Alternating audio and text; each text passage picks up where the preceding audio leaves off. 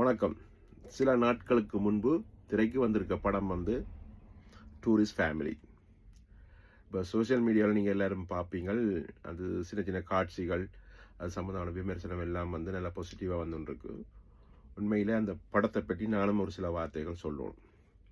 இந்த படத்தை சொல்கிறதுன்ற விட ஈழத்தமிழர்களுடைய கதையை அல்லது ஈழத்தமிழர்களுடைய பேச்சு வழக்கை வந்து இவ்வளவு காலமும் தமிழ் சினிமாவில் கேவலப்படுத்தினது மாதிரி எவனுமே கேவலப்படுத்த இல்லை. நான் முதல் சொன்ன மாதிரி தான் புன்னகை மன்னன் படத்துல இருந்து அதுக்கு பிறகு வந்த படங்கள், பிறகு தெனாலி, பிறகு கன்னத்தில் முத்தமிட்டால், இப்படியான ஈழத்தமிழர்களை காண்பிக்கிற படம் எல்லாமே வந்து அறவேற்காட்டுத்தனமாக தான் தென்னிந்திய சினிமா எடுத்துக்கொண்டிருந்தது. அது இந்த தெனாலி படத்துல கமலஹாசன் வந்து ஒரு யாழ்ப்பாண தமிழ் ஒரு தமிழ் பேசுவார். இங்க இருங்கோண்டு பத்தாக இந்த பயம், எனக்கு எல்லாம் பயம். அப்படியே யாழ்ப்பாணத்தில் நாடக தமிழுக்கு ஒரு பேச்சு வழக்கு இருக்கு. அவர் பேசினது வந்து யாழ்ப்பாண நாடக தமிழ், நாடக மேடைகளில் பேசப்படுகின்ற தமிழ். யாழ்ப்பாணத்தில் இந்த தமிழ்ன்றது ஒரு தனித்துவமான தமிழ். அதே மாதிரி இங்கே மன்னார் மாவட்டத்தில் உள்ள மக்கள் ஒரு அழகாக பேசுவார்கள். வன்னி மாவட்டம், அதை விட மட்டக்களப்பில் வந்து தமிழ் பேசுவார்கள். அந்த தமிழ் வந்து எப்படி இருக்கும்னா, தமிழ்நாட்டில் வந்து திருநெல்வேலிக்காரங்கள் பேசுகிற தமிழ் எப்படி ஒரு தனித்துவமான தமிழோ அதுபோல் மட்டக்களப்பு மக்கள் பேசுகிற ஒரு தமிழும் ஒரு தனித்துவமான தமிழாக இருக்குது. ஆக மொத்தத்தில் இந்த ஈழத்தமிழர்கள் பேசுகிற தமிழ் வந்து அவ்வளோ அழகாகவும் கலப்பெற்றதாகவும் ரசிக்கக்கூடிய மாதிரியான பேச்சு வழக்கு தான் ஈழத்தமிழர்களுடைய பேச்சு.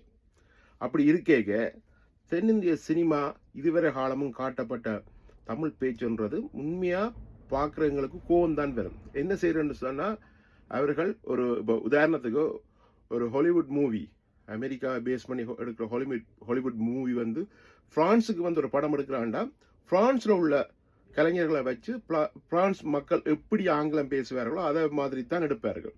இது அப்படி இல்லை. தென்னிந்திய தமிழர்களே கஷ்டப்பட்டு யாழ்ப்பாணத்து தமிழ் பேச வச்சு எடுக்கிறது தான் அவர்களுடைய வழக்கம். என்று சொன்னவர்கள் அது சம்பந்தமான உண்மையான கலைஞர்களை உள்வாங்கி அதை செய்கிறே இல்லை. அப்படி இருந்தும் இந்த படத்தில் இந்திய தமிழ்நாட்டு கலைஞர்கள் தான் இந்த தமிழை பேசியிருக்கார்கள். இந்த டூரிஸ்ட் ஃபேமிலி என்ற படத்தில் ஒரு இலங்கை யாழ்ப்பாணத்து தமிழர்களை தான் காட்டியிருக்கார்கள். இதில் 80% அதில் என்னை பொறுத்த வரைக்கும் கொஞ்சம் சக்ஸஸ் பண்ணியிருக்கிறோம். அதனால தான் நான் இந்த காணொலி பதிவை விடுறேன். உண்மையாக பாராட்டணும். அதை விட எங்களுடைய வலி கஷ்டம்னு சொல்லி மிகைப்படுத்தி இல்லையோ சிறுமைப்படுத்தி தான் இவ்வளோ காலம் சொல்லி கொண்டிருந்தது. ஆனால் இந்த முறை இந்த டூரிஸ்ட் ஃபேமிலியில் நகைச்சுவையாக வலிய மறைமுகமாக எல்லோரும் ஏற்றுக்கொள்ளக்கூடிய மாதிரியும், அடுத்த உண்மையாகவே தமிழகத்துக்கும் ஈழத்தமிழர்களும் உறவு இவ்வளவு இறுக்கமானது, எப்படி ஒருத்தருக்கு ஒருத்தர் உதவியாக இருக்கணும் என்றதெல்லாம் இந்த படத்தில் நேரடியாகவும் மறைமுகமாகவும் சொல்லியிருக்கிறார்கள். மொத்தத்தில் இந்த படம் வந்து இவ்வளவு காலம் எடுக்கப்பட்ட தென்னிந்திய சினிமாவில் ஈழத்தமிழர்களை காட்டிய கொச்சைத்தனம் இல்லாமல் கௌரவப்படுத்தி ஏற்கக்கூடிய அளவில் பேச்சு தமிழ் இன்னும் கொஞ்சம் மெருகூட்டலாம். ஆனாலும் இதுவரை வந்த காலங்களில் வந்த படங்களை விட இந்த படம் எவ்வளோ பெட்ரு.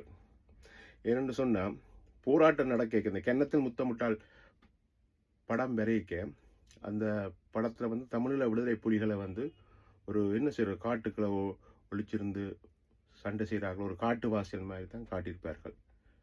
உண்மையாக இலங்கை அரசாங்கத்தை விட தமிழ விடுதலை புலிகள் வந்து தொழில்நுட்பத்தில் மிகையானவர்கள். விடுதலை புலிகளுக்கு எந்த விதமான தொழில்நுட்பம் வந்த பிறகுதான் இலங்கை இராணுவத்துக்கும் இலங்கை அரசுக்கும் வராண்டா அவர்கள் தொழில்நுட்பத்தை இவ்வளவு வேகமாக அதை கையாளுவார்கள்ன்றது இங்கு உள்ளவருக்கு தெரியாது, இந்த தென்னிந்தியாவில் இருக்கிறவருக்கு தெரியாது. ஸோ அப்படிப்பட்டவர்களுக்கு எப்படி எங்களுடைய கதையோ அல்லது எங்களுடைய பேச்சு வழக்கையோ முழுமையாக எடுக்க முடியும்? முதல் வந்து முழுமையாக தெரிஞ்சு கொண்டு எடுக்கணும். அந்த வகையில் டூரிஸ்ட் ஃபேமிலி ரசிக்கலாம், எமோஷனல், அதாவது வந்து தமிழக உறவுகளுக்கு சரியான வகையில், அதான் சொன்ன மெத்தன் ஒரு 80% 80% கிட்ட நெருக்கமாக கொண்டு வந்து அந்த படத்தை காட்டியிருக்கிறார்கள். அந்த படத்தை எல்லோரும் பாருங்கள். நன்றி, வணக்கம்.